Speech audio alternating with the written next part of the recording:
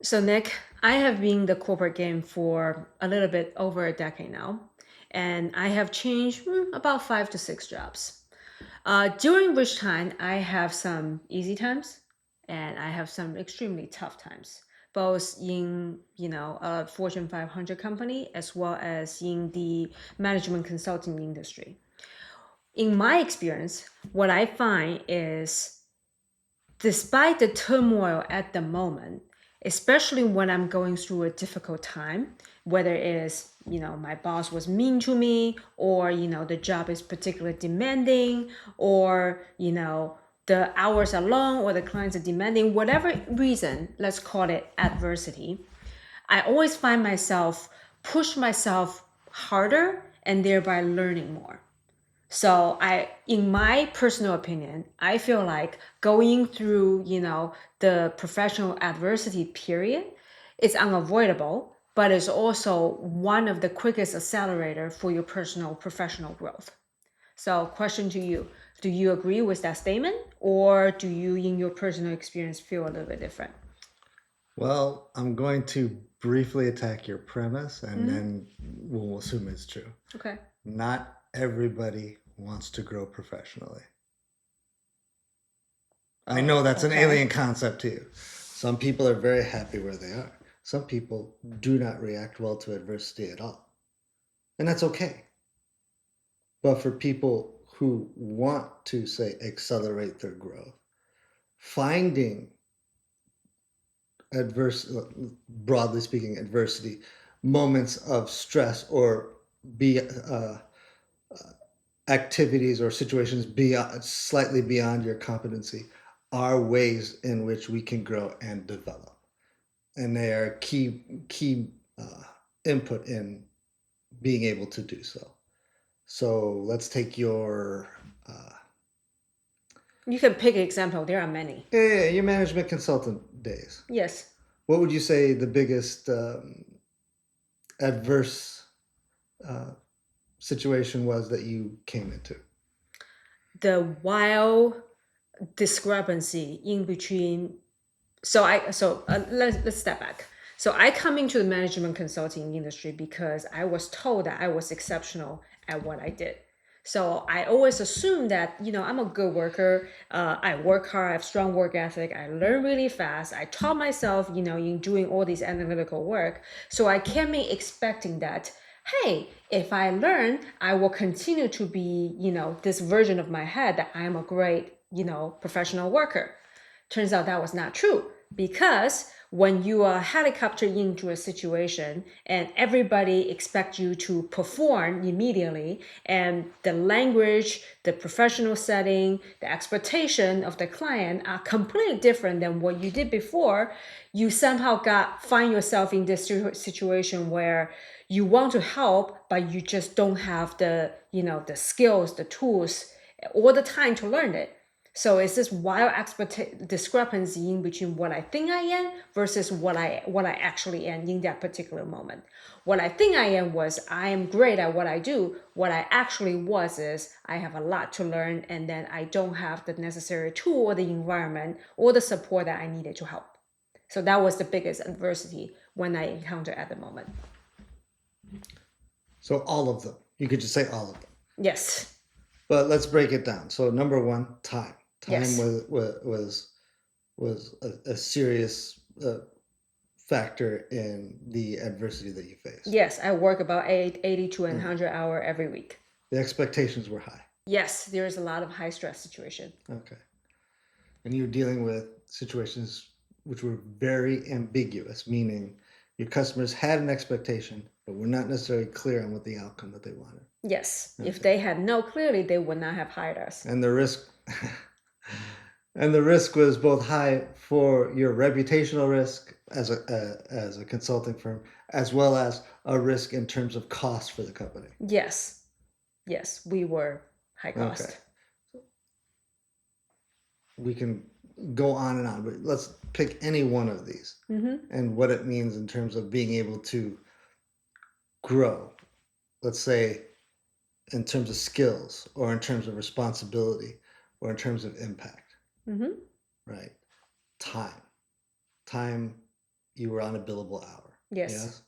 So that means time management, time effectiveness, efficiency of your own work, and the quality of your work product had to improve all within the time constraint. Yes. It has to be client facing ready. Yes. Okay. Based off of that, what skills or what behaviors did you learn from that limitation that you have carried on to your next role? I will say that in a stressful environment, you quickly learn to trust your teammates because that is the only way that you will survive. And I will say that it also teaches you how to communicate effectively and really work in a tightly knit team. Because, when the workload is 200 hours and there's only two of you, you learn quickly to, constantly communicating so that you don't duplicate work. You quickly learn the skill of, quickly iterating so that you don't get too far down the path and then, find out that you have to redo the work. All right, let's go to something a little more concrete, redoing the work. How did you improve the quality of your work product so that you didn't have to continuously rework things?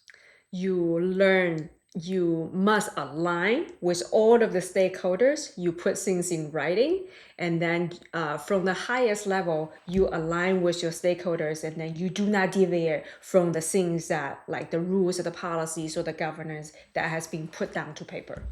What about your ability to whip up a template or a framework? Oh, that's just come with practice.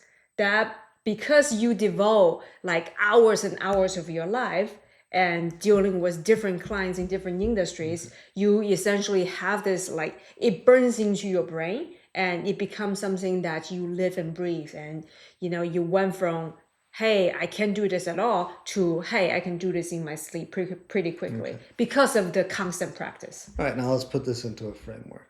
You have what we're defining as an adversity, a time constraint. You're listing several things that you did that we can boil down to: number one, skill development; number two, feedback loops, shortening those feedback loops; and number three, practice. Okay. Okay, when you put it like that, it makes sense. Yes. Yes. And you can put all of this into a framework. Right. So what is the end goal for you? Is skill development. And how do we define whether or not you're successful in that? You can look back and compare as to, can the externally facing things that other people do for you to indicate that your skills have improved. Oh, that's easy. There are essentially two things. You become receiving praise instead of criticism. Yeah, people praise me all the time. And you becoming the leader. You start, so the medical phrase, right? You learn one, you do one, you teach one. Now that you have learned it and you do it, now it's your turn to start coaching others to, continue to be down this practice. So you're describing an increased responsibility. Yes. Increased impact onto your environment. Yes. Through being able to train other people. Yes. You, instead of being the purely individual contributor that is hiding in the corner, you are now ready for a spotlight to be client facing and to coach others to continue down this path. Or autonomy is another way. People know what you're doing. They expect your work to be there at a certain grade or to have a certain output, and they trust enough that you're doing it that they're not putting checks or micromanaging what you're doing. Yes. Okay. So at the beginning, it's always, hey, 15 minutes checking, you are responsible for one portion of, this large scale of work. So let's put it into a larger framework. We have a situation, time constraints. We have actions, which is developing skills through practice, through skill development, through feedback loops. And we have a result, which is the measurable result of responsibility changes, greater impact, greater autonomy. Yes. Okay. And instead of the previous version of discrepancy in between what you think you can do versus what you can actually do, now that discrepancy through practice actually shrink and become more of like, oh, what you think you can do versus what you can actually do are now aligned, which is a great feeling. Okay. There's something Ray Dalio says, and I'm going to misquote it. Pain plus, let's say, not experience, but reflection equals progress, right? You're not going to progress until you reach some sort of situation, in our case we're calling it adversity, which forces you to, number one, grow, change, feel some impetus to action, act, and then turn around and reflect upon what it is you've actually done to improve. You've been able to clearly articulate what it is that you did in order to meet those time constraints, those expectations. And now all of these are what? Transferable skills? Yes. Right. You've reflected upon what it means and how you've incorporated it into your own workflow, and now you're able to transmit it to something new. Yes. And now I'm ready for the next adversity. Right. So why is it that adversity is important? Because adversity creates the impetus to change. No one's going to change or improve without it. The question is, how much is acceptable? How much we're able to deal with at any given time? That's up for debate, and that's an individual issue. You went through an incredible amount in a short period of time. Yes. And I you would came say out that I better packed for 20 it. years of learning in 2 years. Yes. So speaking of, are you ready, or how much adversity should you constantly push? I know what you're going to say, which is depends on the individual. But I will say that, like, when you, at the time, when you feel like you almost couldn't bear it, but you continue to paddle it on, and then that's when typically you are the most optimized for adversity, because you feel like you almost couldn't do it, but you did it anyway. Thoughts? You can come up with a lot of different ways. So my own personal way of looking at this is, do I have a greater than 50% chance of failing at this? Or not failing, but not going the way I expected to? Like, am I going to have problems with this? If so, that's a growth opportunity. That's a risk. And it's a manageable risk. If it's a 100% chance that I'm going to fail, probably not the right thing for me to be doing.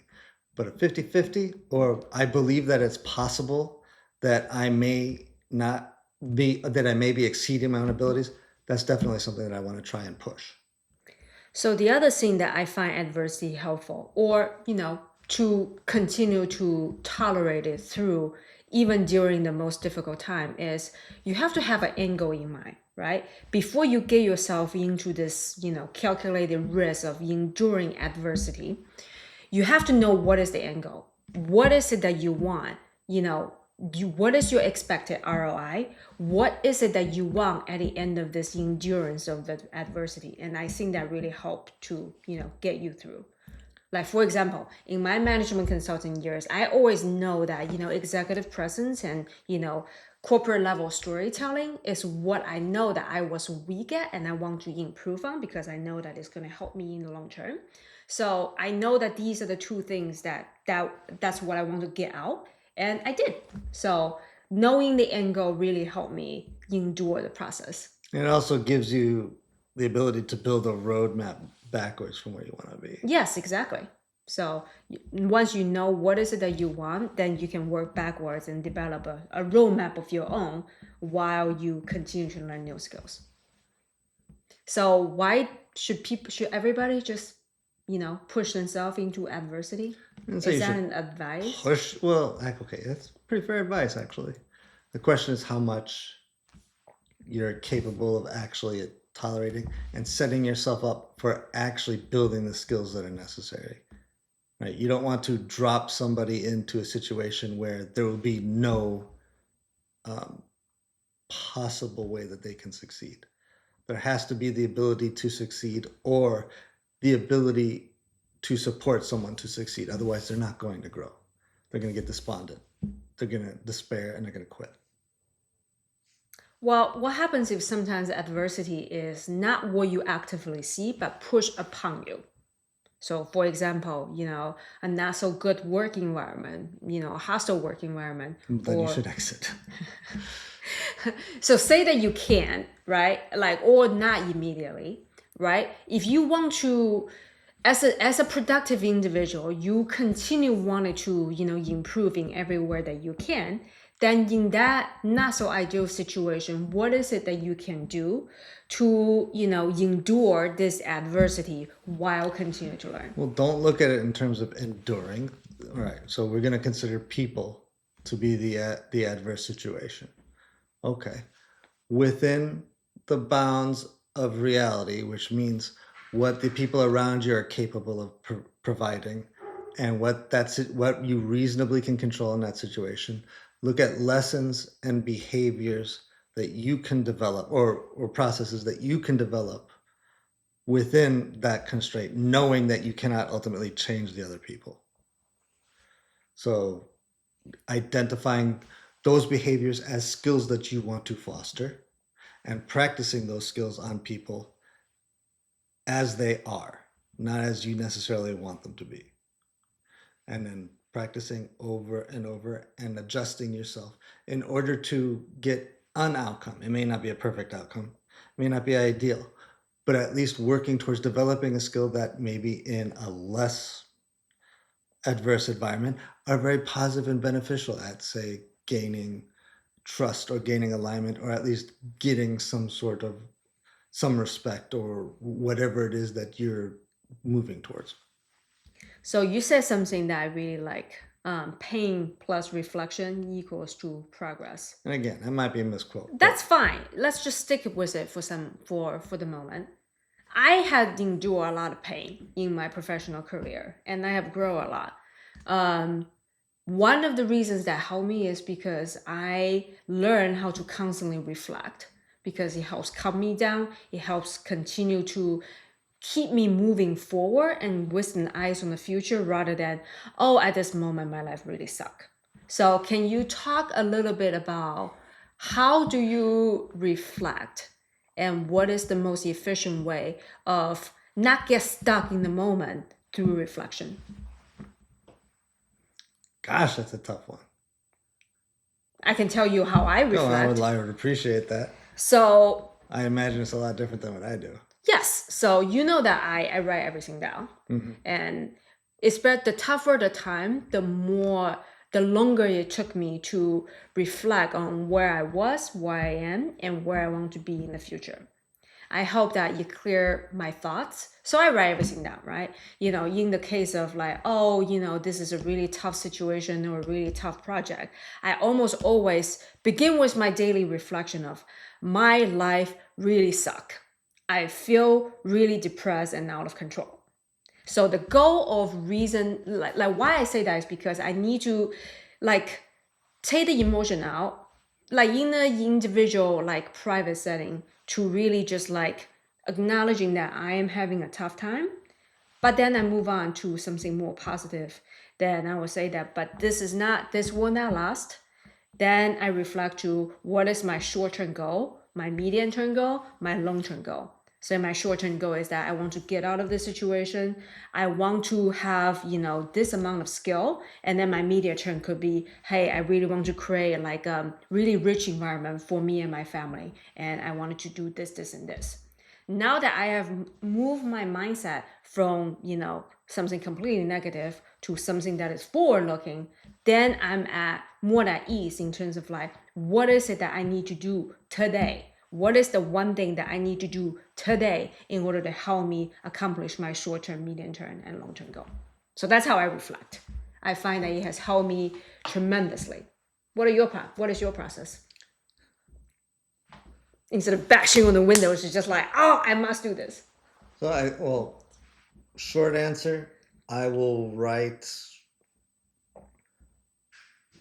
principle-based behavior. What is it that I'm trying? What is the larger abstract goal that I'm trying to accomplish? Put it right at the top of the pages. Start with a task list.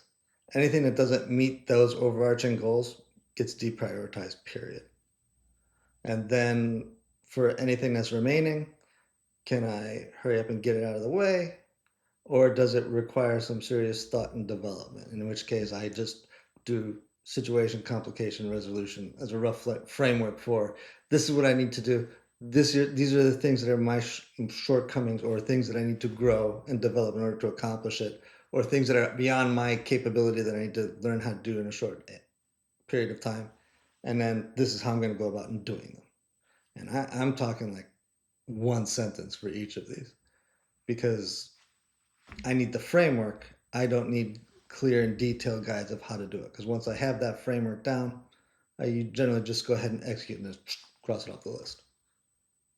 That makes sense. So essentially, we achieve the same outcome using two very different I've tried a methodology. lot of different things. What Yes. I used to do, like I went more extreme than you, where I'm a nerd, and there was a guy named Buckminster Fuller who wrote pretty much a diary that would span a library.